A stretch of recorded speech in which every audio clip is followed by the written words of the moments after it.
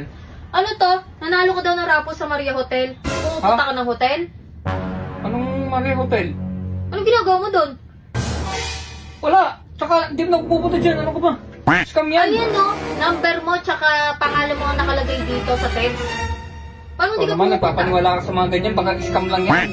Tsaka hindi ako pupunta ng Maria Hotel. Ano ka ba? Hindi naman masarap yung tapsilog nila dyan.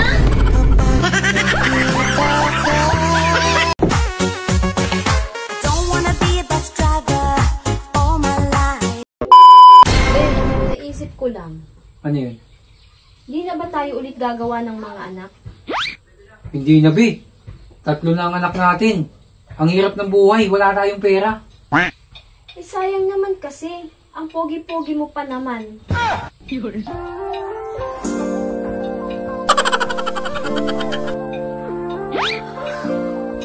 Parang tanga to. Oo nga, okay lang kahit walang pera. Kahit maghirap tayo, okay lang. Basta magkaroon lang tayo ng poging lahi katulad mo.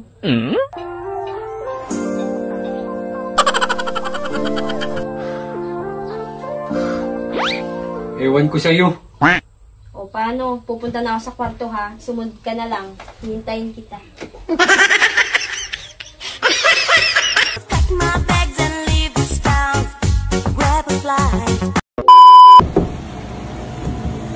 Oh, bakit? Napakamanyak mo. Ano ba kailangan mo? Si Mark, nasan? Nanonood ng TV. 50k. Tanggalin mo yung towel mo. Kung kapal naman ang mukha mo, ang tingin mo sa akin. 50k ba yan? Baka kulang yan. 50k yan. Ginagawa mo.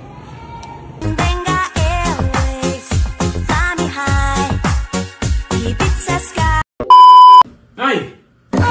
Ang dami na naman hugas yung sa lababo. Nakatambak na naman, oh. Sino maghuhugas doon? Sino?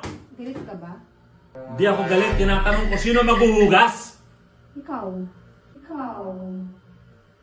Ayun, sabihin mo ako para alam ko schedule ko. May iba pa ako, hindi yung hugasan.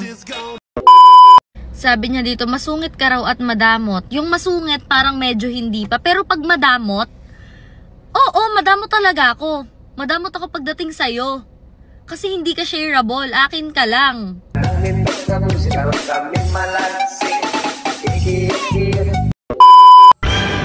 Pag nagparamdam sa inyo yung ex nyo, isa lang ibig sabihin yan.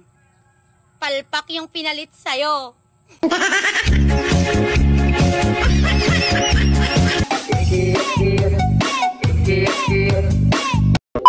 Lumabas ako ng bahay, sabi sa akin ng inggitera, mukha kang tanga sa TikTok.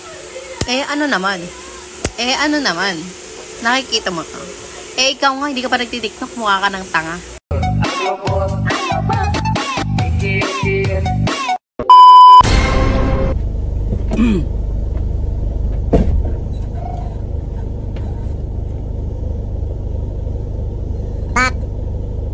Li, ano ba? Tangali na. Ano ba? Ay, sir, sorry sir. Pasensya lang sir. Simula kasi kahapon sir, medyo mainit talaga yung ulo ko palagi. Ang bilis ko magalit. Tapos, parang wala akong gana kumilo sir. Sobrang sakit ng katawan ko, mga kasukasuan ko sir. Ganon? Sakit talaga ng katawan ko sir. Parang kahapon pa ito. 3,000. Baka magaling ka na dyan.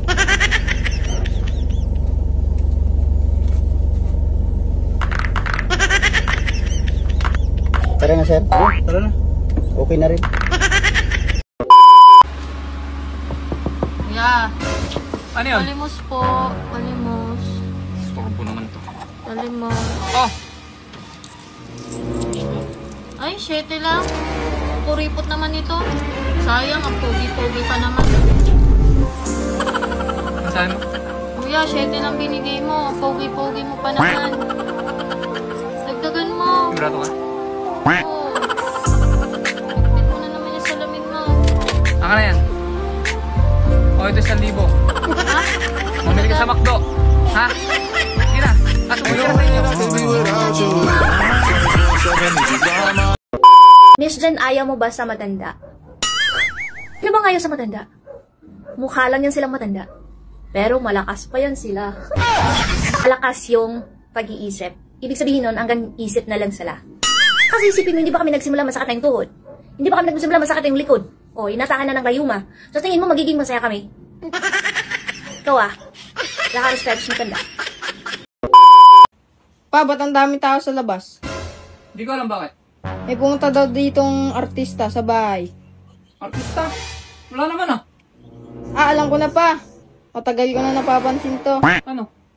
Ikaw siguro ang tinutukoy nila kasi kamukha mo si Joshua Garcia. Pogi-pogi mo.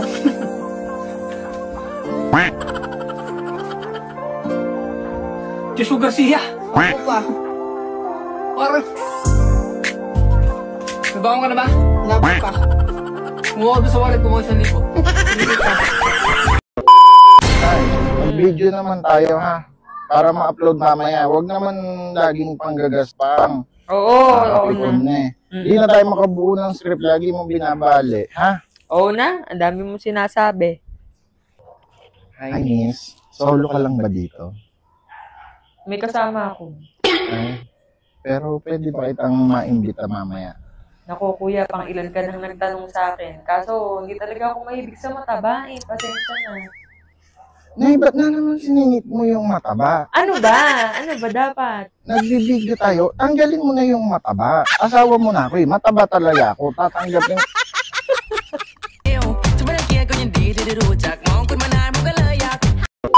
Ay, Brad! Ay! Brad, naghahanap ako ng reporter ngayon kasi yung agency kailangan ng reporter. Baka may kilala ka? Ay, wala akong kilala sa ganyan, pre. Sayang, 50K daily. Ano? 50K daily. 50K? Brad, nag-ano ako sa Mascom Nag-aaral ako ng Mascom. Oh, marunong ka mag-reporter? Marunong ako, Brad. 50K marunong kaya ko yan. Eh, Brad, sample nga kasi kailangan ng sample eh. Dito? Oo. Ang inyo bang anak ay may hika? Oo. Painumin ang kumukulong mantika. Oo. Kinabukasan, tanggal ang hika. Ay, alam ko na yan, Brad. Patay ang bata. Hindi, Brad. Bakit? Nakita nung nanay yung bata. Oh. Inawat nung nanay yung bata. Oh. Hindi na inom yung mantika. Buhay ang bata. Pwede. Pasok ka na.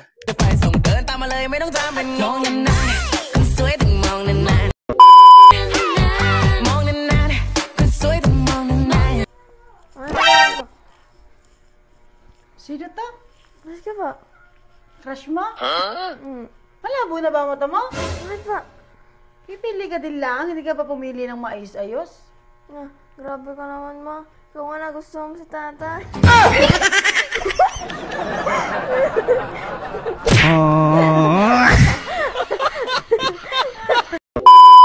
May kuya ka? May kuya ka? Oo. Pogi? Oo. Irereto kita doon. Nasaan? Maglaya. Te, pabila ako. Nang ano? Yung gata, nasa pack. Yung gata, nasa pack? Oo. Hindi ko alam yun eh. Pero tignan ko muna dito ha. Ito, sige. Ito na yan siguro ano. Ay, ito na nga siguro yun kasi yan eh. May nyog. Ito na nga yun, te. Sige. Salamat. Ate, Oh, ano nangyari sa'yo? expert ata yung gata. Sawadikap! Playkap noy, mahalakap mang, latay kap mo. Wala pa nga! Gabira ka agad! Pa, ang dami mong pera. Oo, siyempre. O gusto mo nga pa sa'yo to? Sure ka pa? O gusto mo nga to? Sure ka pa?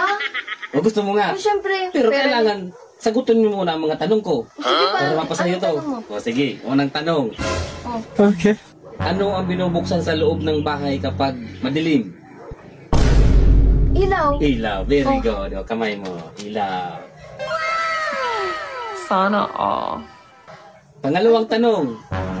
Ano ang binubuksan sa loob ng bahay kapag naiinitan ka? Electric fan. Dali. Dali naman. O, last.